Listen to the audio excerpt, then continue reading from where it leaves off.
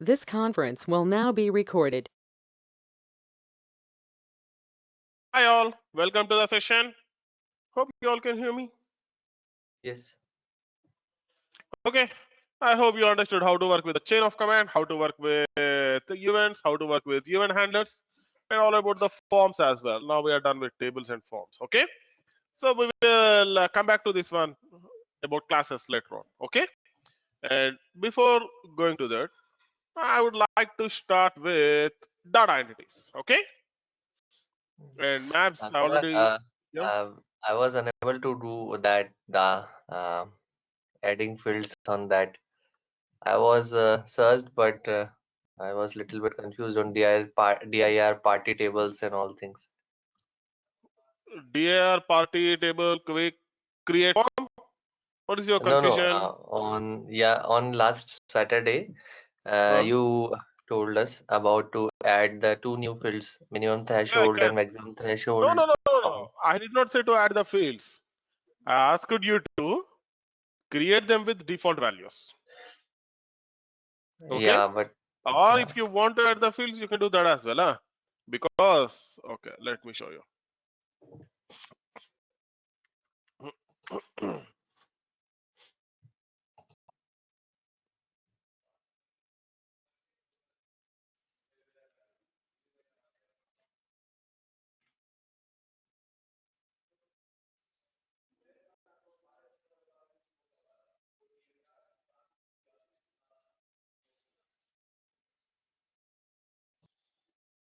And while doing that, I was come with two things in dir party table. And there was when I click the primary location address location field, there is Hmm. a lookup form opens. What exactly pattern is that? Is that some form open by drop down? Because See when we here, you can create lookup using any of the form. Okay? You can create one custom form and then you can make a lookup for that. So that's all up to you now. okay. Okay? And coming to the lookup, you can use the form help. Okay, if you remember, I told there is something called form help at the EDT level. You can use it, or you can use it at the form level. What do you call the field level? If you use that form help, you'll get it. Next, all customers.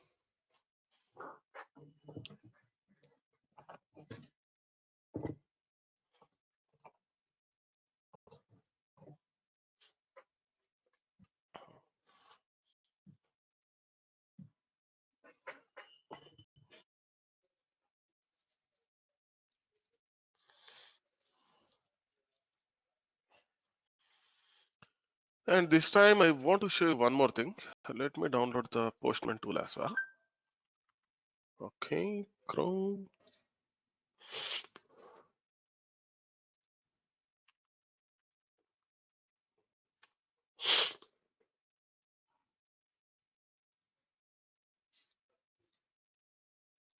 Because each and every time when we are creating or updating the data, na, I used to show that with an Excel file or CSV or XML. This time I want to try with JSON. Okay, I think you're the first batch where I'm trying this. It's in right now. It's in high demand, Jason. Yeah, which is just I want to show you. I used to show Yeah. JSON using the REST API, but not with the data entities. This time I want to just show you how to work with the data entities as well. Okay. So here I told you when you click on the new button,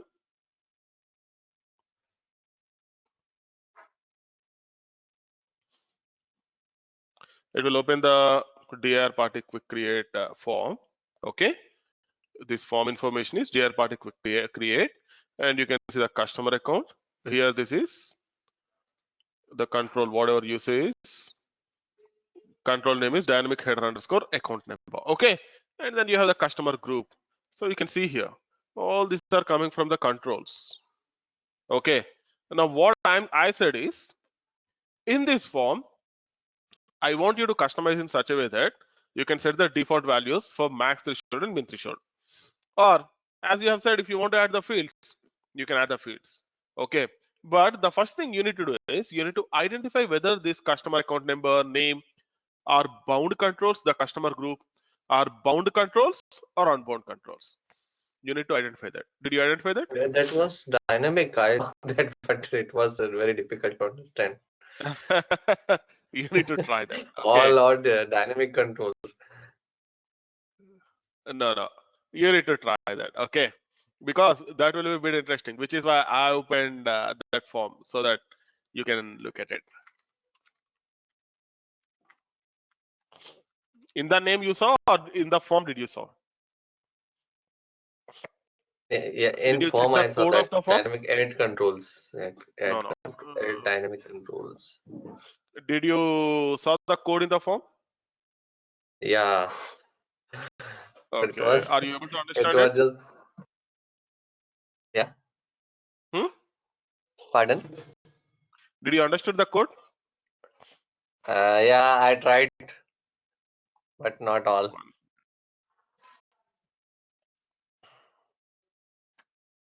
Because whenever you go through the form, na, the first thing you need to say is whether by seeing the name you should not conclude anything. That's what is very important.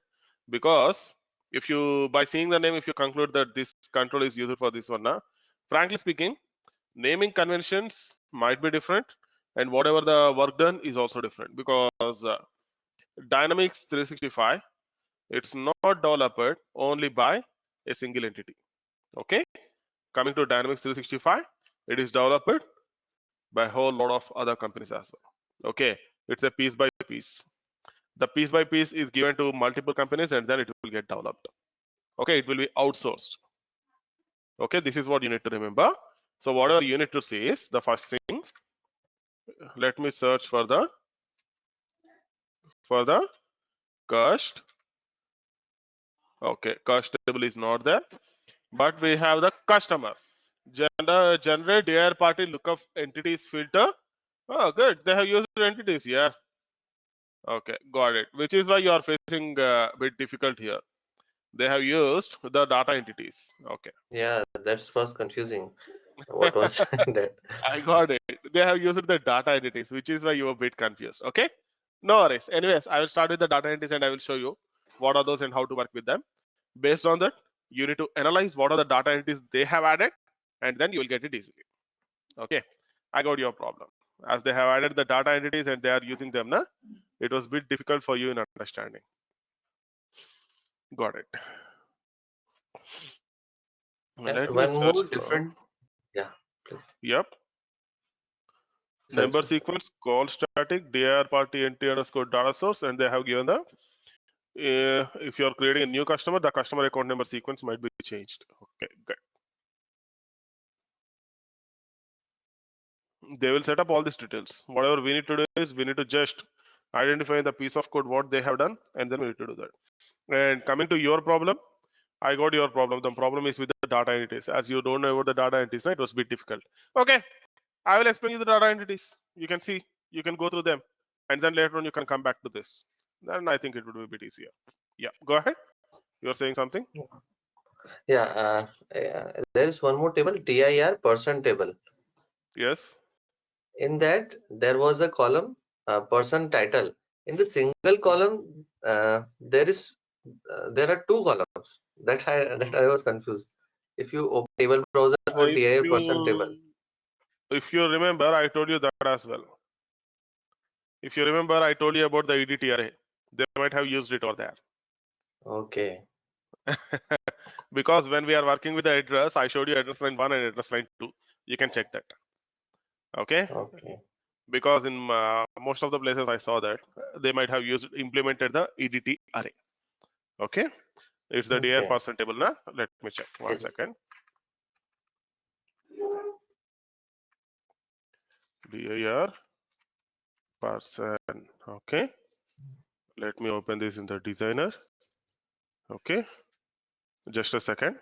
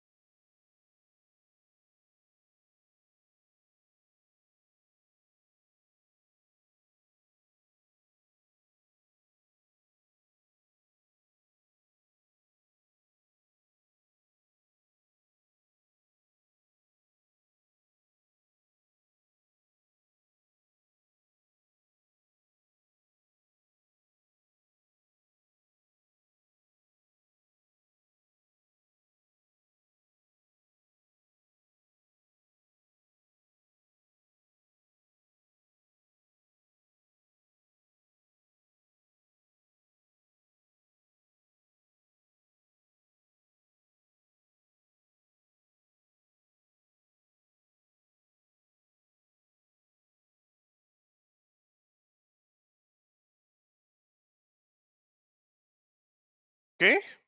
Now, what is the field name? Person. Person. Person title. Yes, this one. Okay. Person title. It's DR. Yeah. Hey, this is a different thing. Yeah. DR name personal title record. This is a in64. You just go for a right click and open table browser. Okay. What I have seen that.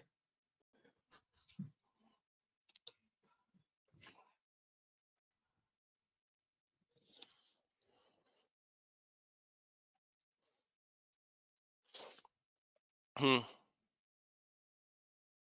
Now go for person title. 1 second. It's still loading.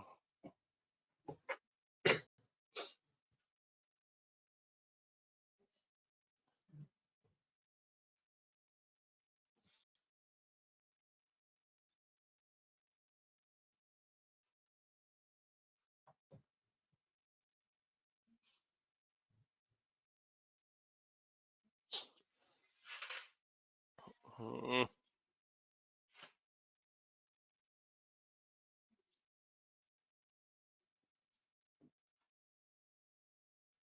Okay.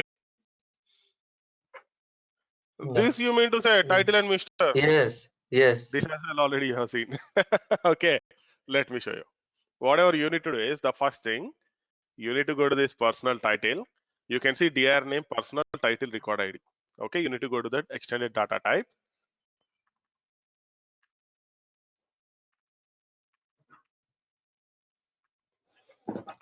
dir name personal title rec ID. Okay. Now to Yeah. this extends dir name fx rec ID. Okay. dir name fx rec ID and 1 second. Default name fx rec ID.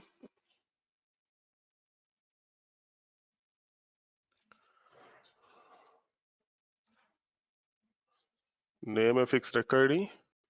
It extends ref rec ID. Okay. Go to the table references for this one. And then let me check if there is any table reference. No. Okay. Then the next thing I need to check is if I select this,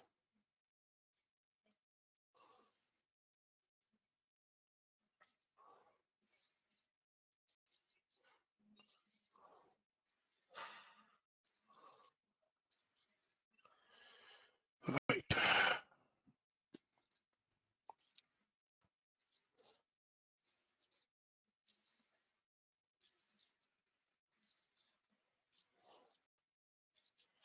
It's very slow. Oh, this is a different one. Got it. Because previously what we have discussed is about the address lookup, whereas in a single field it is split up into two. Okay. Yeah. Fx type. Okay. This is again should be a separate table. 1 second. It's dir name fx underscore systl. Okay. What is the form name? dir name fx underscore systl. They have used the form help only here, not the edit array. They have used form help. Okay. dir name fx Okay. underscore systl. Let me open that. dir name, oh, not here. Data mode. dir name fx underscore systl. Okay. Sorry, I did not get it. Okay. Oh, dir name fix. I can see only one form. That seems to be the system one.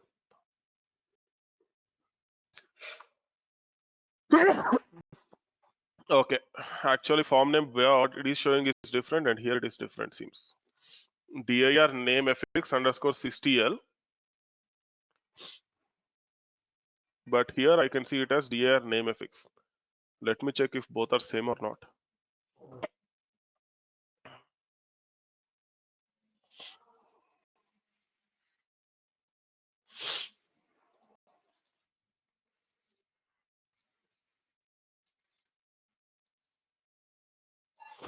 dir name affix is the form name.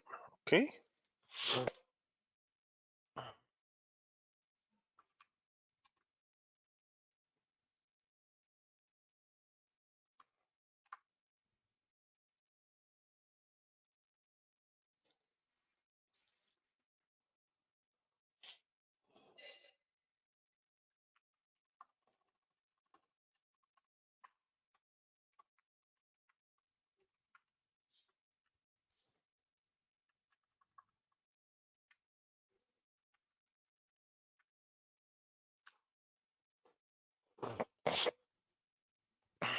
Just I want to see, yeah, the same thing. Title or suffix, type description, and here you can see doctor title. I 1 2 3 junior suffix. If I go to this dir person, I got the same thing. Title. Okay, it's a filtered one. That's it. It's filtered on the basis of title here, or otherwise you'll get everything. It's a form help. Okay, what they have done is, Okay. in this case, they have applied the affix type and then they have applied the form help. That's the only thing they have done for this Okay. particular That field. that that Okay, is related fixed field type relation with this title. that actually we need to see. Might be or might Okay. not be. Okay,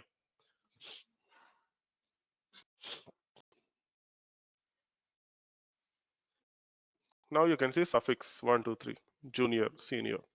Okay, they have used this table and then they have applied the form help, which is why you're seeing the two fields. Got it? Okay. Mhm. Yeah. Next, any other questions? No, only two.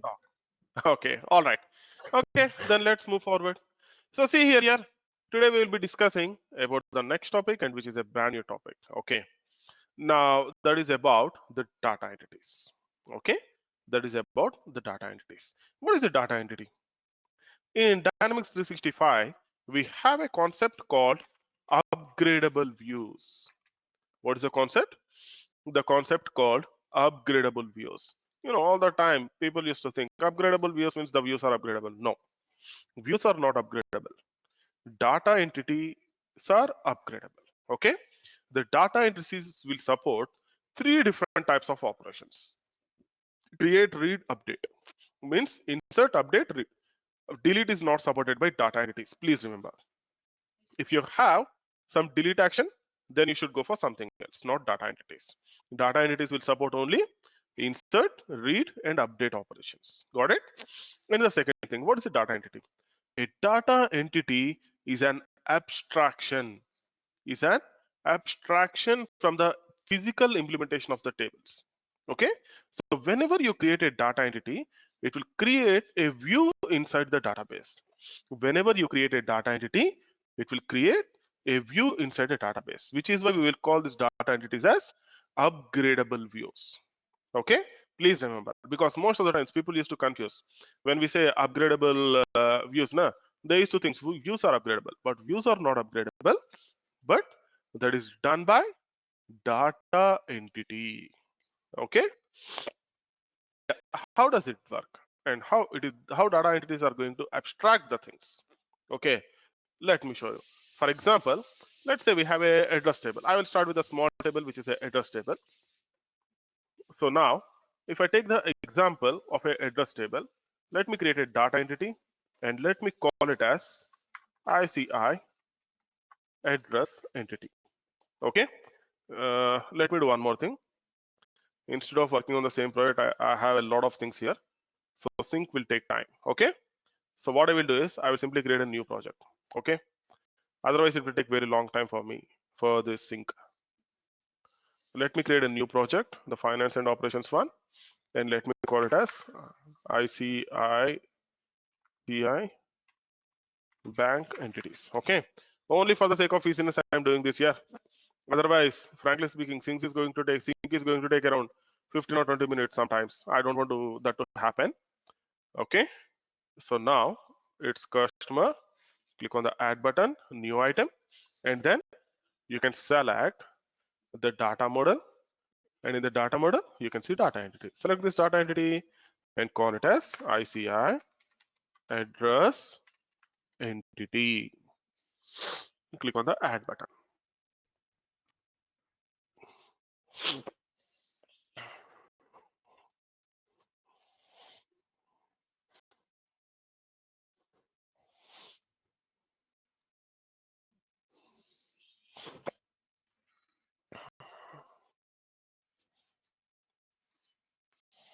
And primary data sources, let's select ICI address. And please remember, primary key should be other than rec ID if you want to work with data entity.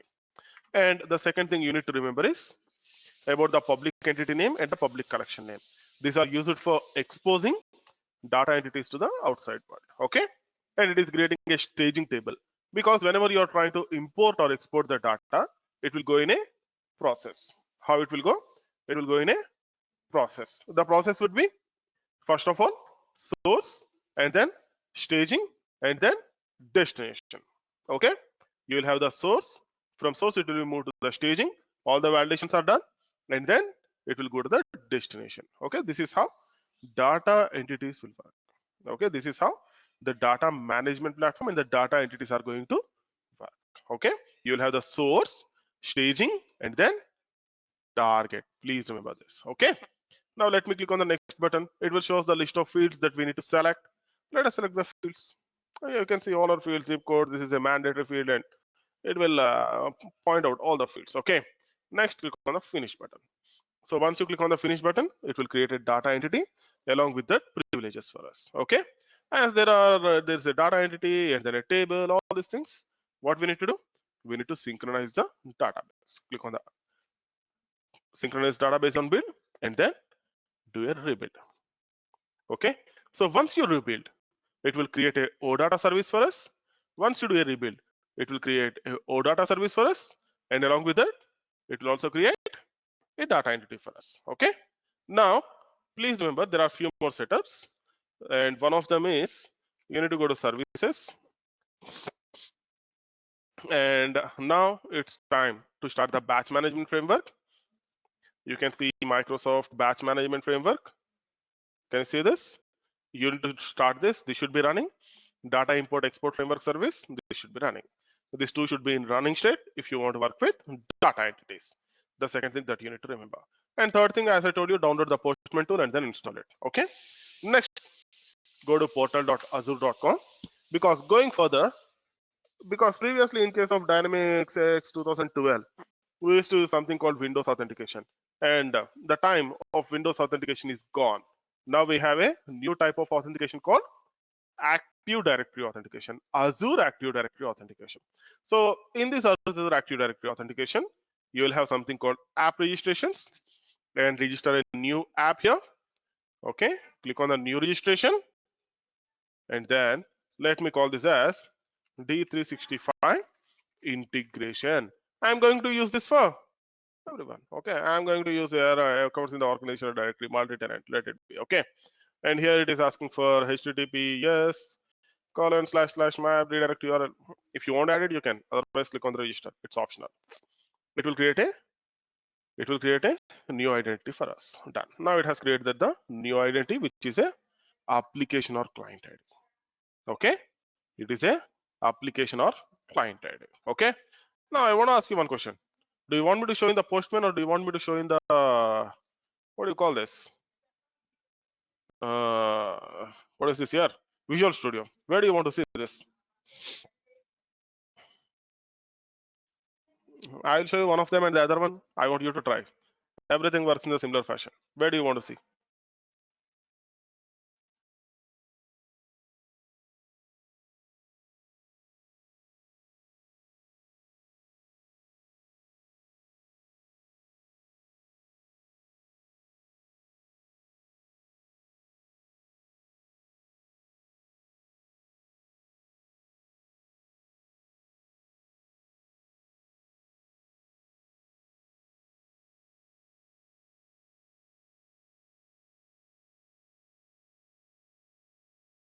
Let me do one thing.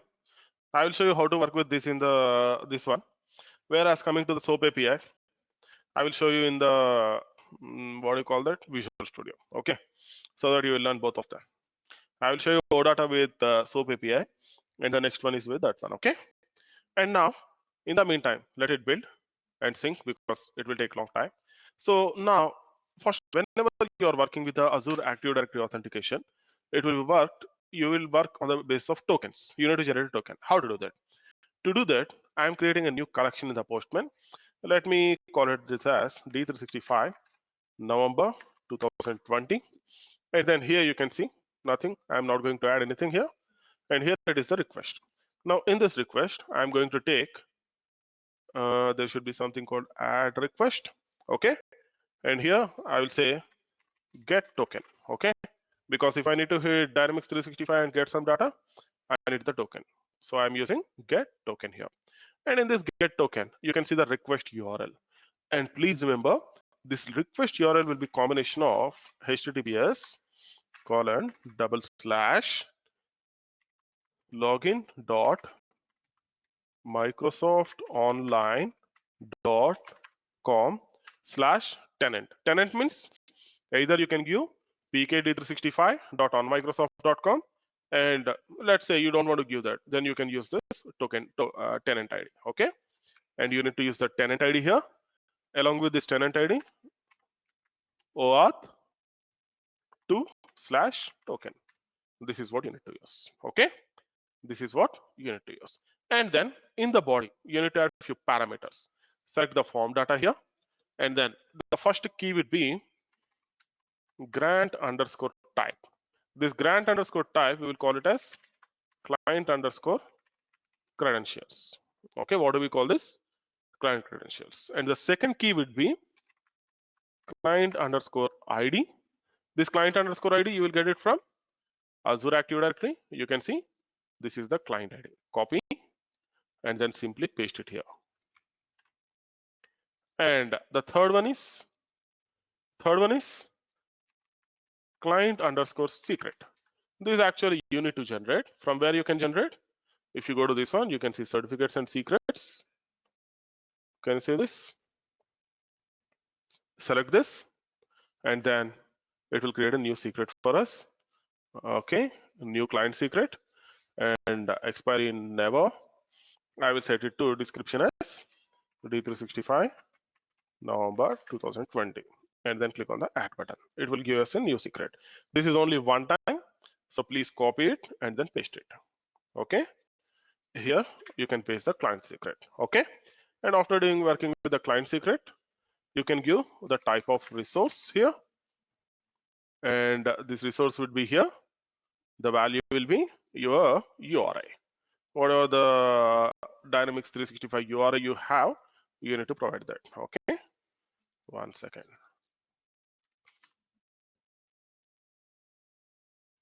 And please remember, provide this with the slash.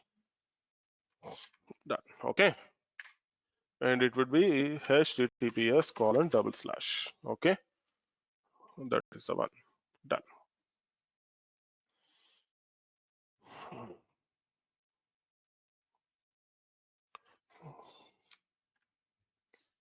No, I don't know why in Windows it is not showing. Okay, https colon double slash. This is the one. Okay, now with this you can generate the token. If you click on the send button, if everything goes fine, it will generate a token for us. You can see this is called as access token. This access token is going to contain the details of all this. Okay, now build got completed. The next step would be go to the front end.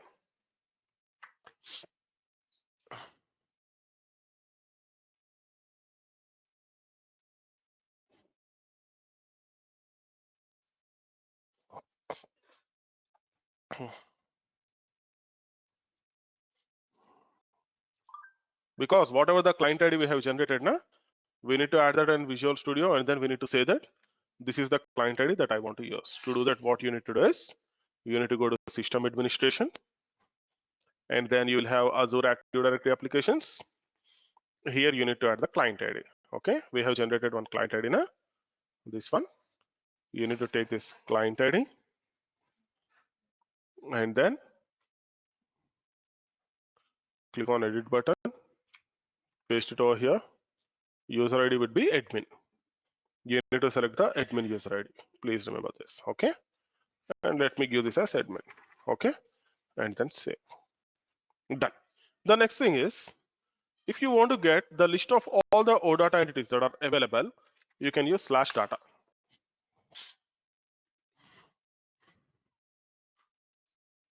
And there are a lot of features. Okay, in the latest version, we have a feature called dual write in OData.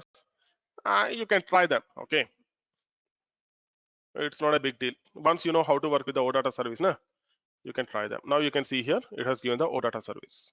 Save as, and this JSON file is going to contain the data of all the entities. Now if I open the JSON, 1 second, you can see data.json. Let me open this.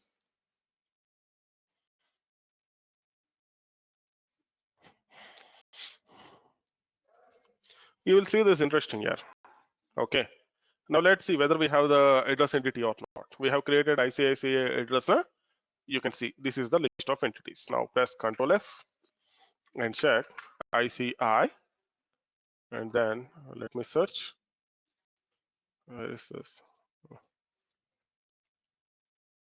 Can you see this? Now it has created the entity.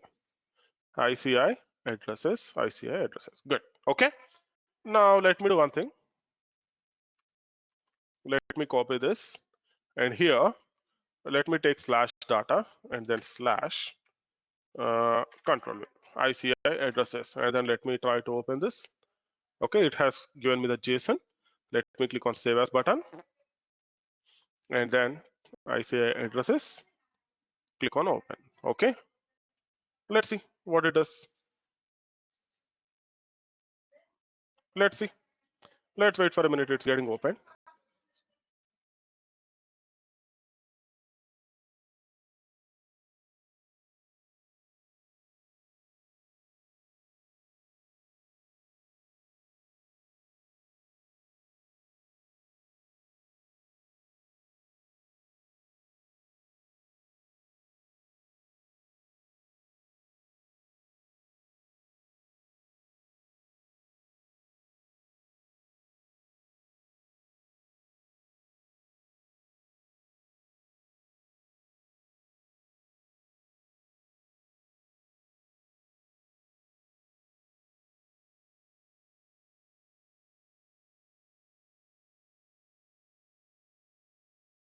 Now it has given the data for us. This is all. Okay. Now let me try one thing. Okay. I will close this, and let me take this URI. This is the one, I think. Okay. And I want to run this on Postman and see whether I am getting the same thing or not. Okay. And I want to create one record as well using this. Let's try it out. Okay. Now let me go to this one again, and let me create a request. Let me create a request here. I will call this as get address data. Click on the save button. Now this time go to this address data and then paste the URL here, and let me click on the send button, and let's see whether it works or not. What is this here? It is not getting any response. If I run on the Internet Explorer, it has given. Why? Because what is the difference here? Previously we don't have token. Is that right? Now we have it. Okay, because it doesn't know what should be done. Is that right? It doesn't know what should be done, which is why it is throwing the error. Okay, so now whatever we need to do is, by default you can see some headers, 6 hidden, and let me add one more. I want to call this as content type. Okay, once you type it, you will get it, content type, and here you can add application/json. Okay, done. And then go to authorization. Here you need to take a token, and you need to take the bearer token here, and here whatever you need to do is you need to generate one token. Once the token is generated, you need to use this token. Go to address data and then paste it out here. Done. Okay, now you have pasted the token. Now go to body, click on send. Oh, it still says could not get the response. Self-learn mode about trouble. Okay, could not get the response. 1 second. For this version, it is not working.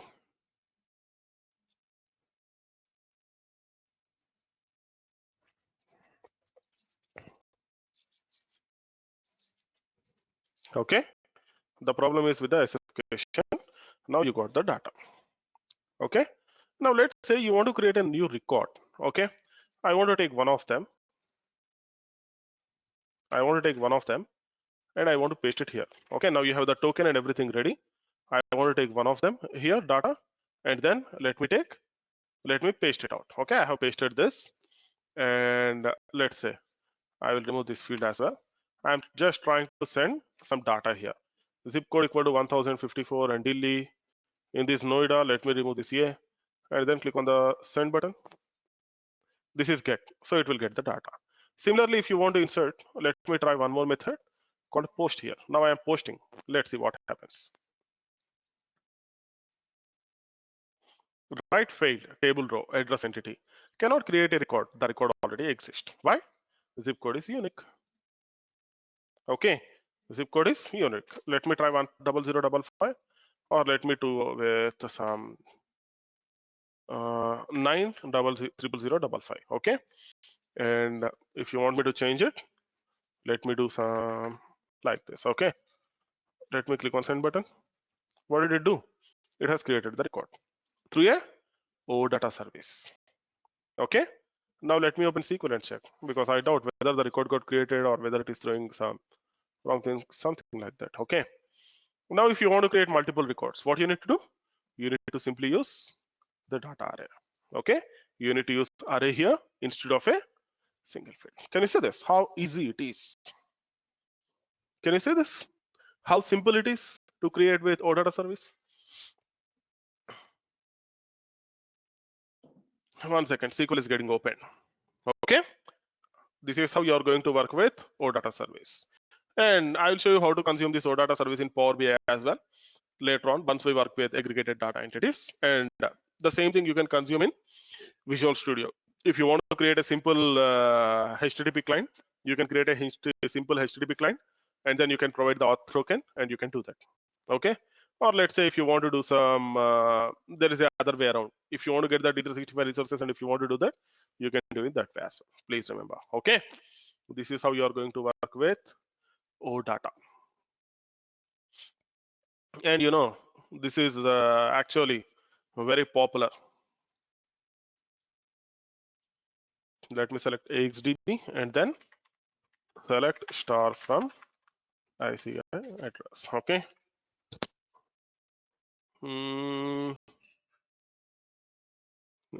Where is this? 9000055 Delhi. This is the one we have created just now. Got it? Did you understand how to work with the OData service? Or do you have any questions here? Hey, please let me know, yeah, because this is one of the integration that you will work with most of the times, and you are not going to consume. You are going to just test in the Postman, and the third party, whoever want to consume, they will consume this request. Okay, you will never consume this request unless until you know the Visual Studio and you will work with the Visual Studio. Now it's your time. Please let me know if you have any questions here. If there are no questions, I will go to the next step. Okay, hope there are no questions, and I'm going to the next step. The next step is the manual thing. Okay, because sometimes, okay, you will have a requirement wherein you need to manually import or export the data using the Excel files.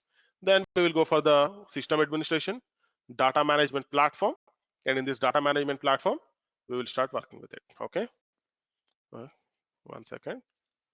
System administration, data management. Let it open.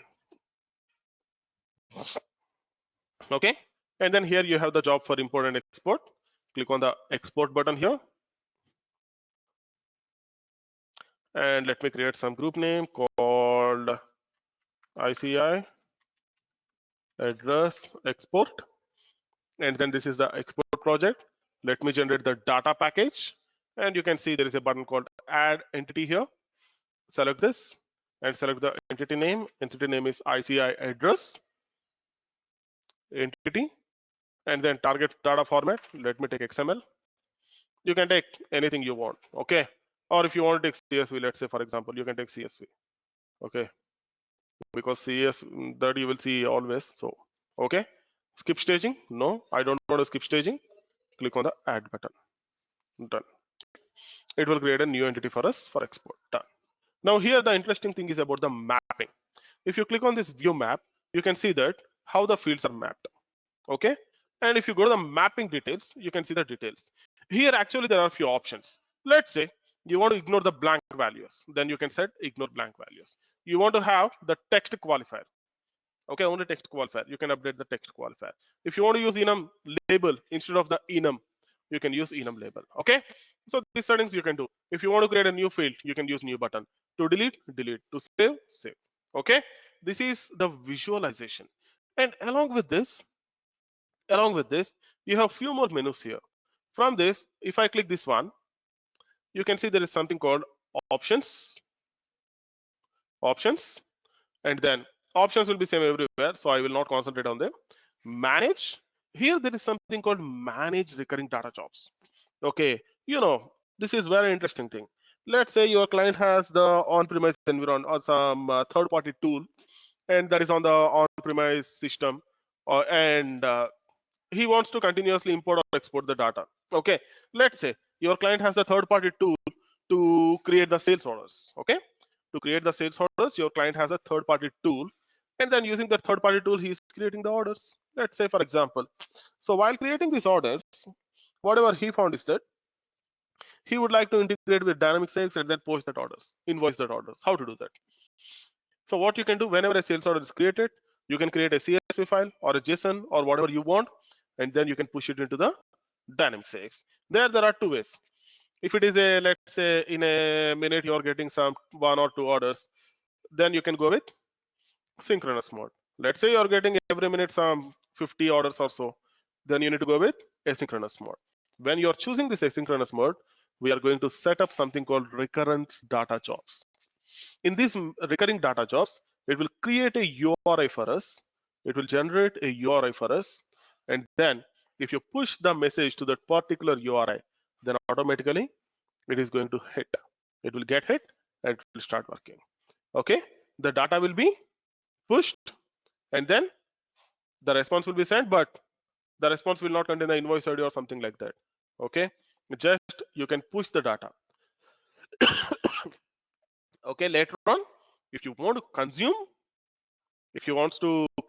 then you need to expose one more service. If you want to make it in a asynchronous fashion, you need to go for recurring data jobs. Okay, you need to go for recurring data jobs. Okay, and then now you can see standard view that is deprecated, so let's not go with that.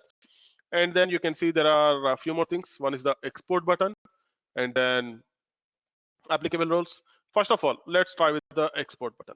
Okay, if you want to create a recurring data job, you need to select this. It will create a batch job which will continuously process the messages that we have sent to the recurring integration API. Please remember. Now let me click on the export button and check whether it is exporting the data or not. It says the batch job is scheduled. Click on close, and you can go to the job history if you want to see that. It didn't run. Refresh. Every minute it will run, so we need to wait for a while. End it. Now target status is executing.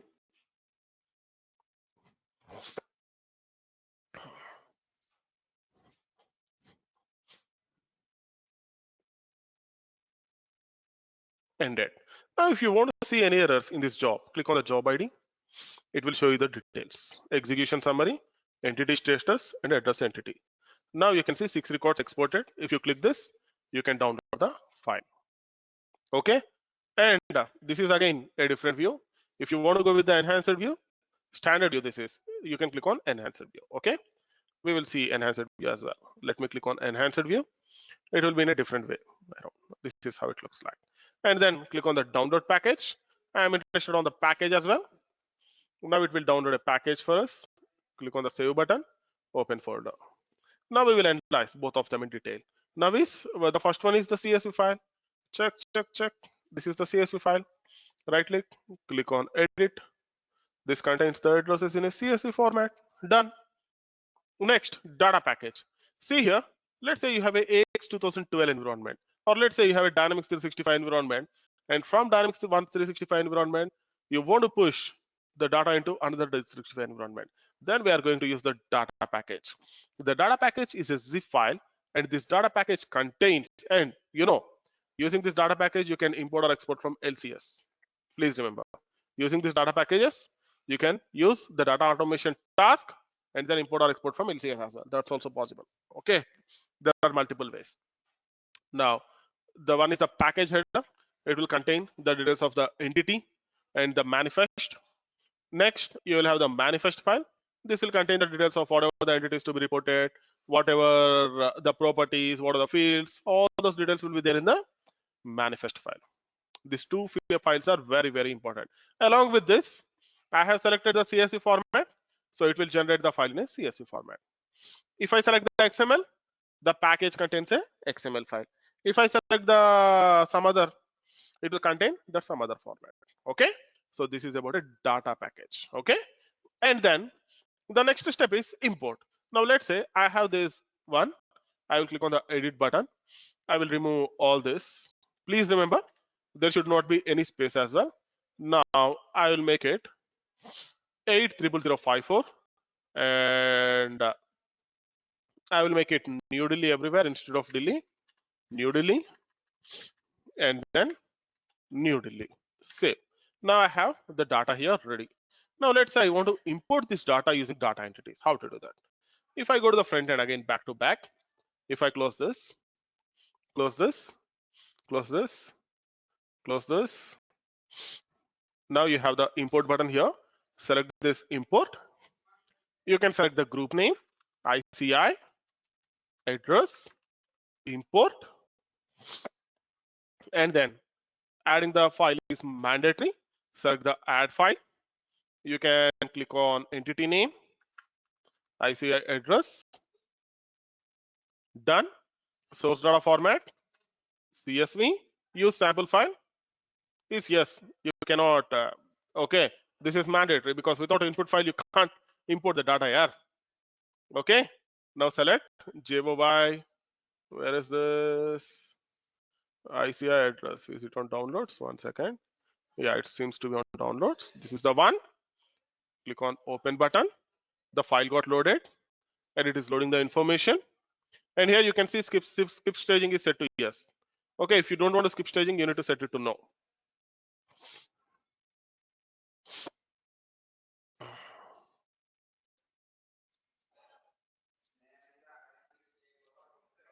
Let me do one thing. Let me remove this entity first of all.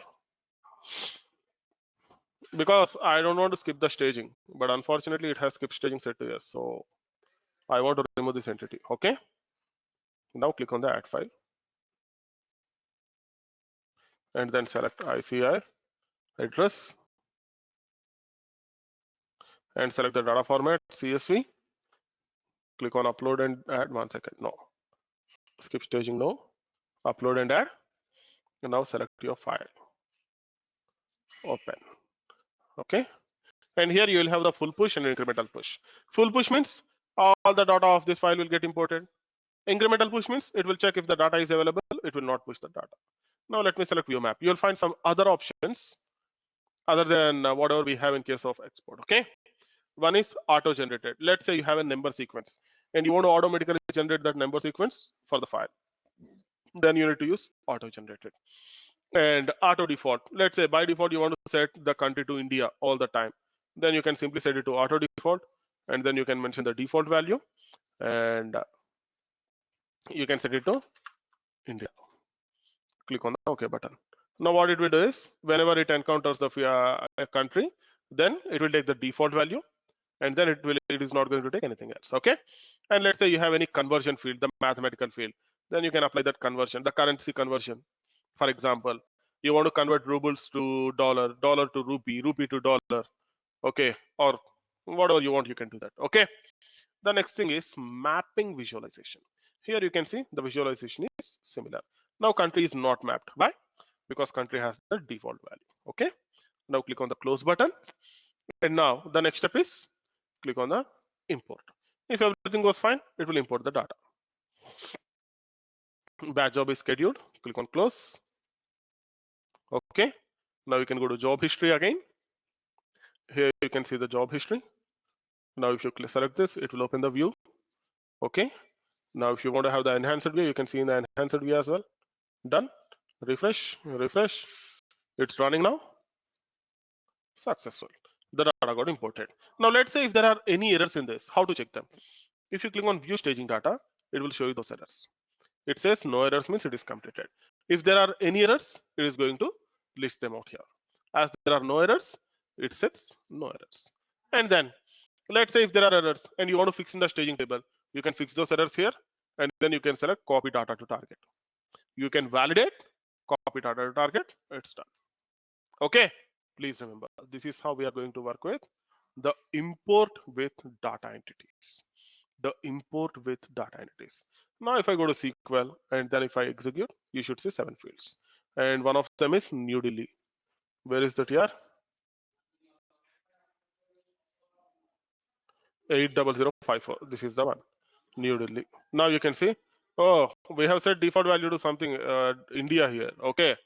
It has took the district as India based on the file because I think, let me check. 1 second. This is our CSV file. Here I have the country. So it has treated 1, 2, 3, 4. 1, 2, 3, 4, 5, 6. 1, 2, 3, 4, 5, 6. Here I have the country, but treated as district. Okay. Or there is one more possibility.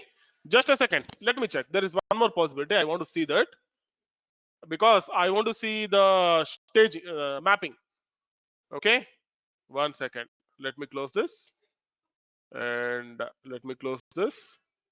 And this is the address entity. I want to see this mapping. Country equal to country mapping visualization. No. Is this for export or import? 1 second. ICI address import. This is the one. Let me run the project. Okay, it got loaded. Let me select view map. And after city, it took the district mapping details because it should take on the base of fields here. Oh, unfortunately, it has not taken on the base of fields here. This is one issue that we found just now. Seems this to be a bug because you can see I have zip code, city, country. Zip code, city, country. Okay. I have set country to default value. Then what it should do? It should take country and then read India. But unfortunately, it took this India as the district. I think this seems to be a bug for me. Can you say this? I got the district as India here, which should not be the case. And for street, it has to. Oh, there is one more possibility. Let me check if there is a comma or not. There is a comma. Okay. Because what it has done for the district, it has taken India, the value inside the country, and for street, it has taken New Delhi, and then Sweet House Road. For state, it has taken New Delhi. Okay. Unfortunately, while they are traversing with these values, there was some problem for them. Okay. This issue is not from me. Okay. If you see that is not from me. Because for the street, can you see here? They took New Delhi, Sweet House Road as the street. That means this country itself, they are not reading. Okay. There are two things here. Either I need to remove this country from here. Okay. And then let me remove India from here. Let me make it 6000054. Save. Okay. Now I have 5 fields, 5 fields. Now let's see what it does. Okay. Seems like they are expecting us in a different format. If there is any new field, they might not be allowing it. So I want to retry. Let me retry now. Okay. Now this is mine. And okay. Let me close this. Let me create a new important project to avoid confusion. ICI address import 1. Let me click on the add file here, and then the entity is ICI address, source data format is CSV, and then skip staging no, click on upload and add. And where is the file name? Oh, but actually there will be one problem in that file. 1 second, let me change it. I think we have one more unique index now. So I'll make it I save. Now this is good. Okay. Now let me take this address entity, open. Come on. Okay. Let me select the mapping here.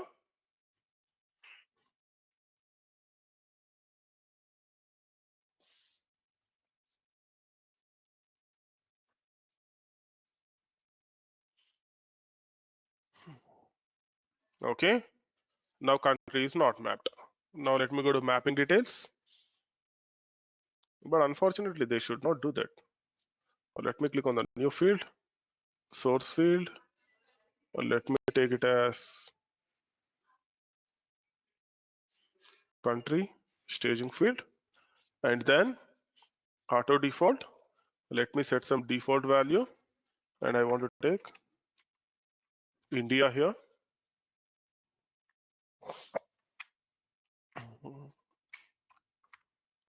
And then click on OK button. Now there is a auto default value. Okay. Now done. Click on save. Click on close. Now it has got the default value. Now let me click on import and check what it does.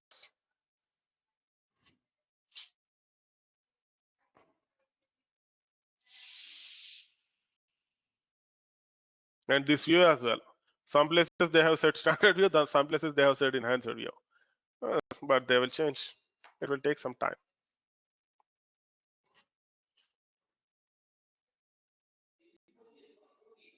Done. Now let me check select start from IC address. And here I want to see this is good. Okay. Actually, the problem is from there and here. When there is a country field, they need to identify that as country, frankly speaking. Because in the CSV we have given the headers, but they are not respecting the headers. That's the problem. They are not respecting the headers, which is why you got India in district as well. Okay, that's the problem. Okay, done. They might update. Frankly speaking, they will update. They will check this kind of issues and they will update. That's not a problem. Okay. Yeah, this is about the data management framework and Odata services. Okay, we will see tomorrow how to work with the multiple data sources and then composite data entities and then aggregated data entities. Okay, so we will serve them. Now it's your time. Please let me know if you have any queries. I want to ask for we added two fields, minimum threshold and maximum threshold in SQL. So that field added in the sales table itself, or there is some another table at backend in that stored?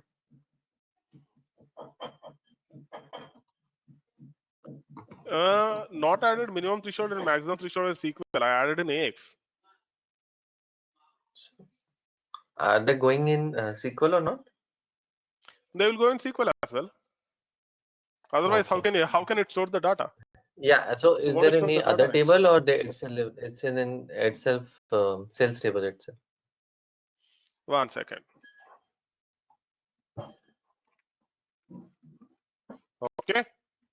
Select a star from cache table. You want to know about minimum threshold and maximum threshold. 1 second. Okay. Let me do this. I did it. Okay. Where Yeah. did they go? I got it. Yeah, it's itself in the table. Okay.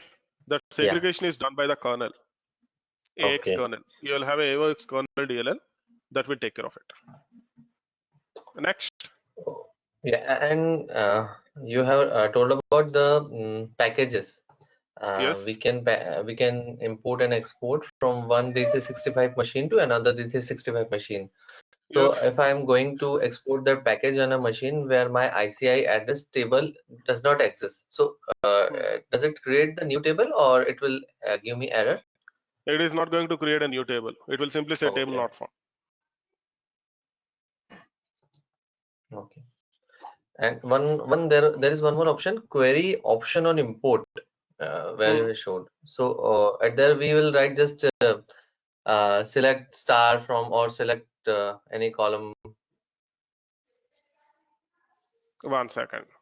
Well, let me go to that field.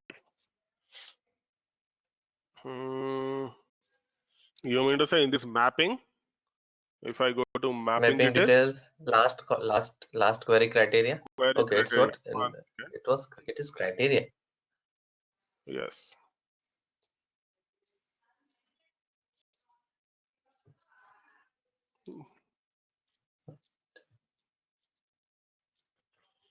You can simply add the new field name and then you can add the criteria for this. Okay. And here as well you can But see that was an option action of query, tab. writing query. No, this is not the Okay. option of writing query. Okay, that's criteria. Here as well you can see action pane tab. Okay. This is the problem with testing. Yeah. There should not be action pane tab, but instead of that, there should be some menu. Yeah. Any other questions? Still, there are a lot of things here in Dynamics 365 to come. Okay.